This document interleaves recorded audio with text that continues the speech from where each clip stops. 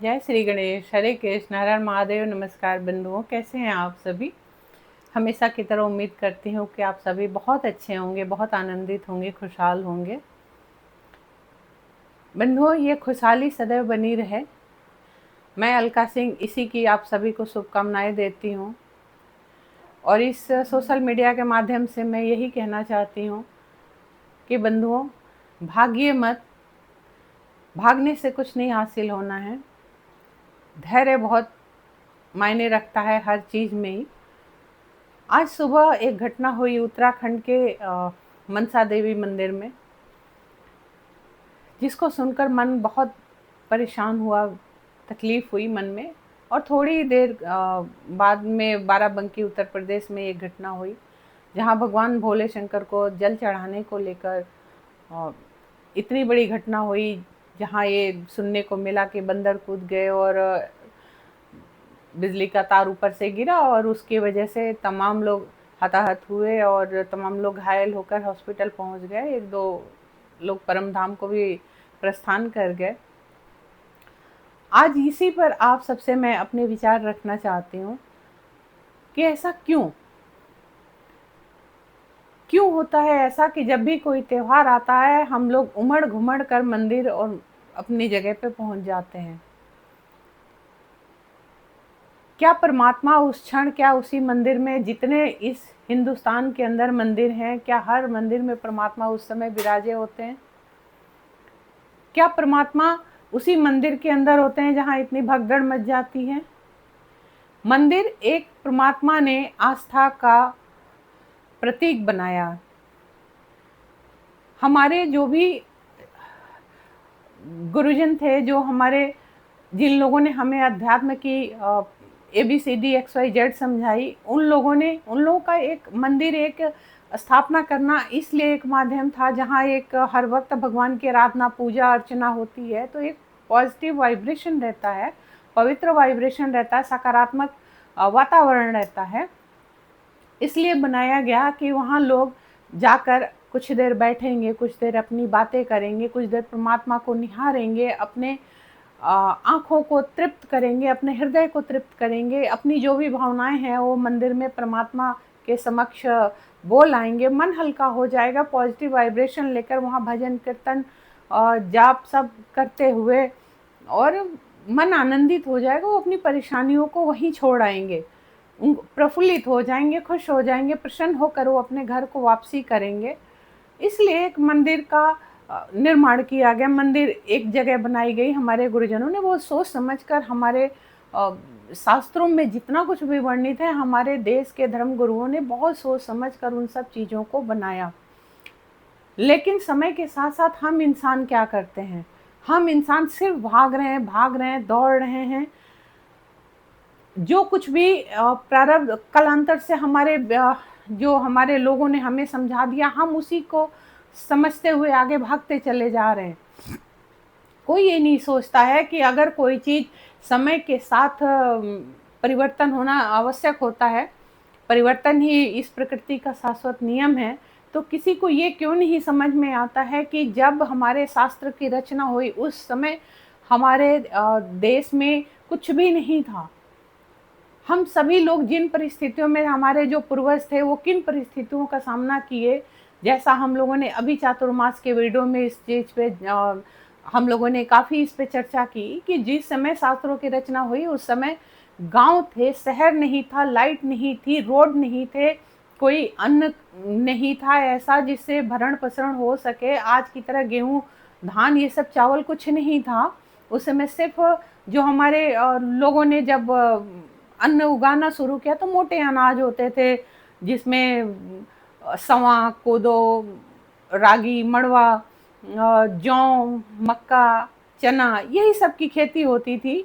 और उसी से लोग अपना भरण पोषण जीविका चलाते थे। कोई व्यवसाय नहीं था ऐसा, कोई बड़ा व्यापार नहीं था किसी का। उसी में से धीरे धीरे धीरे धीरे लोगों निकलते गए, अपना अपना कुछ ना कुछ व्यवसाय शुरू किया, और धीरे धीरे समय इतना परिवर्तित हुआ कि आज हम लोग इस दुनिया में चल रहे हैं, इस दुनिया में आ गए। उस समय को हम लोगों ने नहीं देखा, लेकिन हम लोगों के कई कई पीढ़ियों पहले हमारे लोगों ने, हमारे पूर्वजों ने देखा, सामना किया। तो ये शास्त्र आज की रचना तो है नहीं, इन शास्त्रों को लिखे हुए 500, 1000, 2000, 5000, 10,000 साल हो चुके हैं। अगर आप हर शास्त्र का अलग अलग समय अवधि है कि कब कौन सी शास्त्र की रचना हुई, उस समय के हिसाब से, समय काल समय दिशा के हिसाब से शास्त्रों का की रचना हुई। उस हिसाब से जब एक समय आया कि जब मंदिर बनने लगे कि हाँ, लोग अपने आस्था का प्रतीक मानकर वहाँ जाएंगे, लेकिन ये कहाँ शास्त्र में लिखा है कि अगर सावन का सोमवार है तो आप पूरा मोहल्ला नहीं, पूरा जिला ही उठकर उस मंदिर में पहुँच जाए, ऐसा तो जिक्र कहीं नहीं है। आप जाइए, घूमिए कहीं पे भी, लेकिन अगर ईश्वर मंदिर में आपकी आस्था है कि ईश्वर मंदिर में है, तो क्या ईश्वर सिर्फ सोमवार के दिन ही बैठा है? क्या ईश्वर सिर्फ पूर्णिमा के दिन ही बैठता है? क्या ईश्वर सिर्फ अमावस्या के दिन ही बैठता है? क्या ईश्वर सिर्फ बृहस्पति को बैठता है, शुक्र को बैठता है? हमारे सप्ताह के 7 दिन होते हैं, तो ऐसा तो नहीं है कि परमात्मा उसी दिन में जाके बैठ गया। क्या महादेव हर सोमवार को जाके महादेव अपने मंदिर में बैठ जाते हैं, या महादेव पूरे सावन मंदिर में ही जाकर बैठे रहते हैं? अरे वो सृष्टि के संचालक हैं, वो सृष्टि चला रहे हैं, सृष्टि उनके अधीन है। तो ऐसा तो नहीं कि वो मंदिर के अंदर, हर मंदिर के अंदर बैठे हुए हैं। आपकी आस्था है, आपने व्रत रखा है, आपको जल चढ़ाना है, महादेव को चढ़ाना है, आप किसी भी दिन चढ़ाइए, किसी भी क्षण चढ़ाइए। सावन है, आप अपने घर में थाली में आप शिव भगवान शंकर की मूर्ति रखिए, नहीं तो शिवलिंग रखिए, आप घर में अपने चढ़ाइए। अपने मोहल्ले में आपके मंदिर है, मोहल्ले में चढ़ा लीजिए। अगर भगवान बड़े बड़े मंदिर में है तो क्या छोटे मंदिर में नहीं है? क्या भगवान आपके घर के मंदिर में नहीं है? भगवान तो सर्वत्र विराजमान है। ऐसा मेरे समय मैंने इस चीज़ को फेस किया। मैं 20 साल से मैंने दीक्षा ली हुई है, भगवान कृष्ण की दीक्षा ली हुई है, और लेकिन मैं भागती नहीं हूँ कहीं पे भी। मैं जाती हूँ, आस्था अब मेरी है, मैं जाती हूँ, मैं दर्शन करती हूँ, मैं शांतिपूर्वक, जब भगदड़ वाली चीज़ नहीं होती है, जब कोई भीड़ का कोई ऐसा ओकेजन नहीं होता, जब त्योहारों में बिल्कुल उमड़ी घुमड़ी चली जा रही है लाखों की भीड़, ऐसे कभी नहीं जाती हूँ। मैं शांति से जाती हूँ, दर्शन करती हूँ, शांति से दर्शन करके भगवान का आती हूँ। एक बार मैंने खुद का अनुभव किया। मैं हफ्ते में 1 दिन जरूर जाती थी मंदिर, मेरी एक ये बहुत सालों पुरानी आदत थी। फिर एक दिन मंदिर में बैठे बैठे ही मेरे को ये एहसास हुआ कि परमात्मा, यदि तुम मंदिर के अंदर हो तो परमात्मा, आप मेरे घर में जो विग्रह है आप उसमें भी सम्माहित हो, और परमात्मा, यदि मैं उस विग्रह में आपको देख रही हूँ तो यानी आप मेरे हृदय में सम्माहित हो, और जब आप मेरे हृदय में हो तो मैं भागूं क्यों इधर उधर? और फिर वहाँ से मेरा जीवन परिवर्तन हुआ। मैंने उस अपने सोच को अपने आचरण में उतारा और मैंने भागना बंद कर दिया। तो क्या परमात्मा मेरे साथ नहीं है? क्या मैं परमात्मा की आराध्या नहीं हूँ? क्या मैं परमात्मा का आराधना नहीं करती हूँ?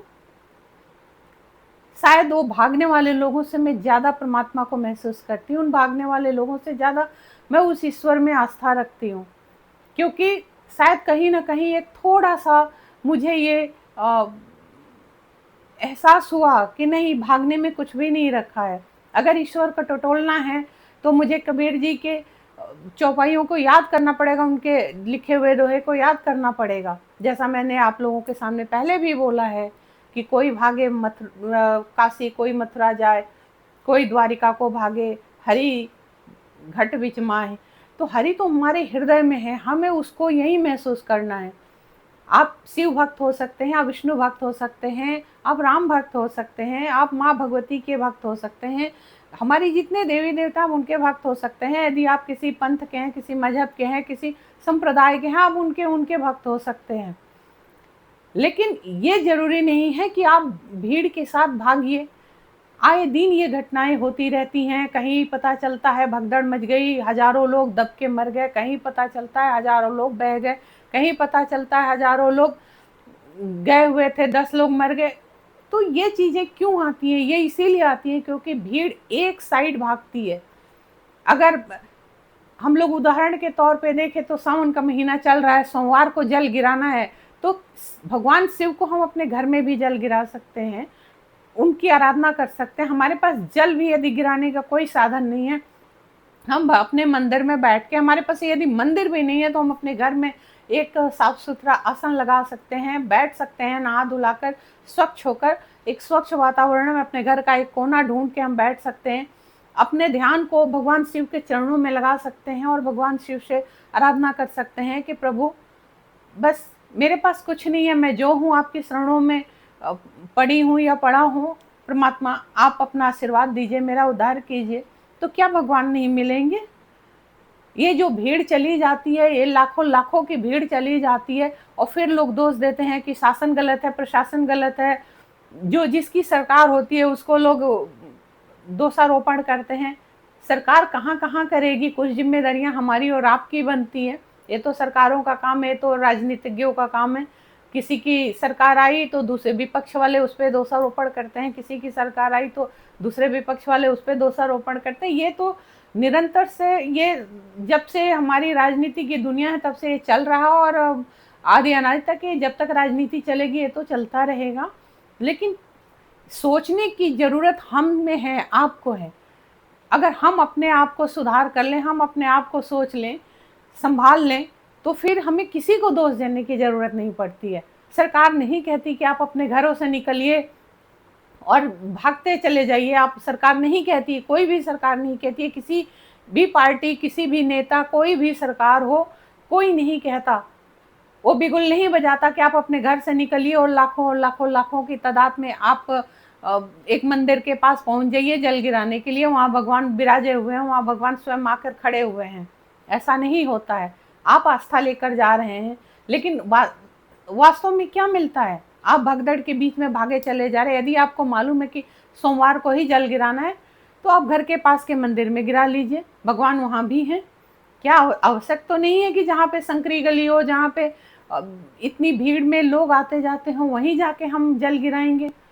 उपद्रव करने से अच्छा है कि आस्था को परमात्मा के चरणों में समर्पित करिए। जाकर कहीं अपने नुकसान कर लेने से अच्छा है, अपने परिवार का नुकसान कर लेने से अच्छा है कि अपने मन में आस्था की ज्योति जगाइए, अपने मन में आस्था का दीप जगाइए, उस दीपक को प्रकाशित कीजिए, चारों तरफ प्रकाशित कीजिए। अपने अंतर मन के जो हृदय रूपी जो परमात्मा यहाँ जो छुपा हुआ है, उसी में उस स्वरूप को दर्शन कीजिए, जिस स्वरूप की आप आराधना करते हैं वो स्वरूप आपको यहीं मिलेगा। यहीं से आपकी एनर्जी आपके पूरी फुल बॉडी में जाएगी और यहीं से आपको एहसास होगा कि परमात्मा का वजूद क्या है। भागने से कहीं कुछ नहीं मिलता। इतनी जो तमाम घटनाएं होती है, लोग कितनी श्रद्धा भावना से अपनी लेकर जाते हैं, लेकिन क्या होता है? तमाम लोग दब जाते हैं, मर जाते हैं, गिर जाते हैं, और फिर क्या रह जाता है? क्या वो परिवार दोबारा, अगर कहा जाए कि अगर चलिए जल देने के लिए कोई गया और खत्म हो गया, क्या उसको मोक्ष मिल गया? क्या लगता है कि उसे मोक्ष की प्राप्ति हो गई? उसने इतने अच्छे कर्म किए थे, जल देने गया और मृत्यु को प्राप्त हो गया, मोक्ष मिल जाएगा? मोक्ष यूं ही आसानी से नहीं मिलता। मोक्ष पाने के लिए शास्त्रों में वर्णन है कि अगर हम 100 जन्म कोई बुरे कर्म नहीं करते हैं, कोई पाप नहीं करते हैं, तब जाकर हमें मोक्ष की प्राप्ति होती है। क्या सत्य है, क्या असत्य है, मैं नहीं जानती हूँ, क्योंकि मैं अपने शास्त्रों का ही अध्ययन करती हूँ और उसी पे मैं बात करूँगी। तो कोई मेरे से ये सवाल नहीं करेगा। मैं अपने शास्त्रों को पठन पाठन करती हूँ, जो उसमें से निचोड़ निकाल पाती हूँ, मैं उसे सहज और सरल भाषा में आप लोगों के सामने प्रस्तुत करने की अब प्रयास कर रही हूँ मैं, ताकि मैं हर व्यक्ति के दिलो दिमाग में अपने शब्दों को पहुँचा सकूँ, अपनी सोच को पहुँचा सकूँ। अगर किसी का भला हो सकता है, अगर किसी की सोच बदल सकती है, तो मेरा प्रयास सफल होगा, क्योंकि मैं अच्छी सोच लेकर इस आप लोगों के समक्ष उपस्थित हुई हूँ। तो बंधुओं, कहीं पे भी शास्त्रों में नहीं, और 100 जन्म मुझे नहीं लगता कि कोई अपराध नहीं करेगा, 100 जन्म किसी से कोई पाप नहीं होगा। एक जन्म तो इंसान बिना पाप किए, बिना झूठ बोले, बिना किसी को सताए रह नहीं पाता है, तो 100 जन्म की तो बात ही छोड़ दीजिए। तो इसलिए अच्छा है कि हम अपनी आस्था का दीपक यूं ही जगाते रहें, प्रकाशित करते रहें, लेकिन हम जहाँ हैं वहीं शांति से उस ईश्वर का ध्यान करते रहें। जहाँ हम रहते हैं अपने उसी कुटिया में उस परमात्मा का वाहन करें। जरूर आता है वो हृदय रूपी इसके अंदर जरूर आपके ओर समाहित होता है। वो हमें एहसास भी कराता है समय समय पर कि मैं हूँ, ना भागे इधर उधर, क्योंकि एक बार भागने के बाद और जब अनहोनी कोई हो जाती है, वो परिवार सदा सदा के लिए उस चीज़ से विमुख हो जाता है। फिर उस परिवार में जल्दी कोई ना पूजा पाठ करता है, ना वो जिस चीज़ से जिसकी घटना होती है, अगर किसी कोई घटना हो गई तो फिर उस जगह पे दोबारा जाना नहीं चाहेगा, क्योंकि वो उसकी कसक, उसकी यादें वो सदैव उसको सताती रहेंगी कि काश हम ना गए होते। तो बंधुओं, आप सभी से ये विनम्र अनुरोध है कि इस तरीके की आप लोग आचरण ना पालें, इस तरह की हरकतें ना करें। जहाँ भी आकर पता है कि बहुत सारी भीड़ आएगी तो वहाँ भीड़ से बचने की कोशिश करें। आप अपने घर में ईश्वर का ध्यान करें, ईश्वर का सुमिरन करें, क्योंकि कुशलता के साथ कोमलता का संयोग जो होता है वो सोने पे सुगंध का काम करता है। अच्छा काम करने वाला देखने में भी अच्छा हो और बात करने में विनम्र और मधुर हो, मृदुल हो, तो वो उन्हीं कुशलता और महत्व, उसकी कुशलता का महत्व और बढ़ जाता है। इसी तरीके से जब आप ईश्वर का ध्यान करते हैं, ईश्वर की आराधना करते हैं, तो मंदिर, मस्जिद, गुरुद्वारे भागने से अच्छा है कि आप जहाँ जिस क्षण उस परमात्मा का ध्यान करते हैं, वो परमात्मा वो जो आपके याद करने का जो आपकी क्रिया है वो और आनंदित हो जाती है, वो और अच्छी हो जाती है और सुंदर हो जाती है, और आपका स्वभाव भी जो है वो बहुत सॉफ्ट और सुंदर हो जाता है, नम्र हो जाता है। तो इन सब चीज़ों का ध्यान करना चाहिए, भागने से हमेशा बचना चाहिए, क्योंकि जो भी हमारे आप देखेंगे जो जीवन है, इस जीवन में भागम भाग ही तो चल रहा है। इस भागम भाग से हम जितना बच सकें उतना, और अपने आप को स्थिर रख सकें, यही परमात्मा ने बोला है, यही परमात्मा हमें मार्ग दिखाता है, यही परमात्मा हमें, कोई भी धर्म हो, वो जाति, कोई भी मजहब हो, संप्रदाय हो, पंथ हो, लेकिन ये ही शिक्षा देता है हमारा सनातन धर्म, जिसमें हम डूबे, जो हमारे लिए सब कुछ है। हम अपने सनातन धर्म के लिए ही उसी का अनुसरण करें और उसमें हम निरंतर उसका अंतर्मन से प्रयास करते रहें, उस परमात्मा को याद करते रहें, अपने जहाँ हैं वहाँ बैठकर शांतिपूर्वक उस परमात्मा को याद करते रहें। बंधुओं, मैं चाहती हूँ आप सभी सकुशल रहें, खुशहाल रहें। आप जहाँ जिस जगह पे भी रहते हैं, आप देश प्रदेश जहाँ पे भी आप रहते हैं, आप सकुशल रहें। आप लोगों की कुशलता की कामना ही मैं करना चाहती हूँ। मैं भी कुशल रहूँ, आप भी कुशल रहें, सभी कुशल रहें, आप लोगों की कुशलता की कामना है मेरी। और उम्मीद करती हूँ कि आप लोग थोड़ा सा मेरी बातों पे ज़रूर सोचेंगे। ये भगदड़ की तरह भागते हुए मत जाइए, अपने मन की ज्योत को जगाइए, अपने हृदय के रूपी अंधकार में प्रकाश को तलाश कीजिए, अपने हृदय रूपी अंधकार में उस परमात्मा के स्वरूप को बिठाकर उसका रस आस्वादन कीजिए, उस रस में, उस समुद्र में गोते लगाइए। निसंदेह आप लोगों को बहुत सुख की प्राप्ति होगी, और वो परमात्मा आपको जितना मंदिर और मस्जिद भाग के थकान भी होती है वो नहीं होगा, वो परमात्मा स्वयं आपके हृदय में प्रकाशित होगा। तो उम्मीद करती हूँ आप लोग इस चीज़ का ध्यान करेंगे। हमेशा की तरह पुनः एक बार अनुरोध करूँगी कि जो लोग भी मेरी वीडियोस को लाइक कर रहे हैं, सब्सक्राइब कर रहे हैं, देख रहे हैं, उन सब का बहुत बहुत बहुत धन्यवाद।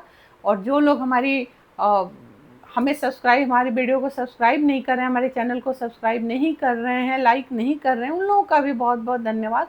उनकी अपनी सोच है, हम उम्मीद ही कर सकते हैं, हम आप लोगों से अनुरोध ही कर सकते हैं। कई बार मैंने इस चीज़ को कहा है कि आपका कुछ नहीं जाता, लेकिन हमारा हौसला बढ़ता है।